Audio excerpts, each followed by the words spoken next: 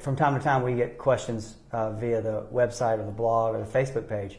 We got a question recently about a person that was in a wreck.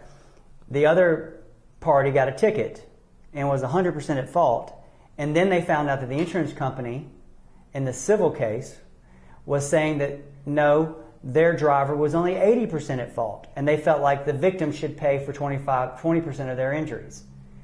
And the question was, how is it that a person gets a ticket, is 100% at fault, pays the ticket, and then takes the position in the civil case that they're not 100% at fault?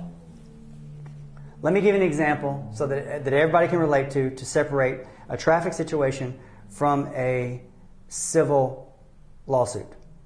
Everybody remembers the O.J. Simpson case where there was a criminal case and there was a not guilty in the criminal case. Well, later, after the criminal case was over, there was a civil case. And you may or may not remember this, but in the civil case, O.J. Simpson lost. And he got proven liable or guilty in the civil case. And so how is it that somebody in a criminal case is not guilty, not liable, and then in the civil case they are? Well, there are different standards of proof. In a criminal case, it's beyond a reasonable doubt. In a civil case, it's more likely than not. The level of proof is lower in a civil case.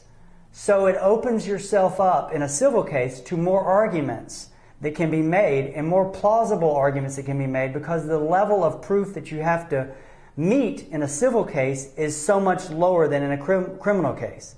And believe it or not, a traffic offense uses the beyond a reasonable doubt standard, not the more likely than not standard.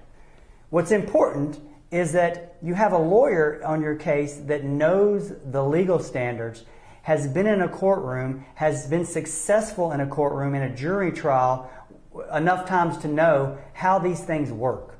Because the insurance adjusters know who's been in a courtroom and who's had success in a courtroom and who haven't.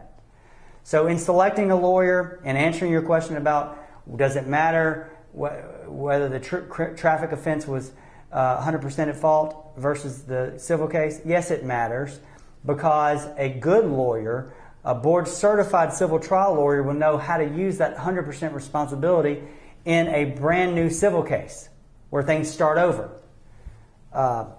Lawyers that aren't as experienced as board-certified lawyers won't know how to do that.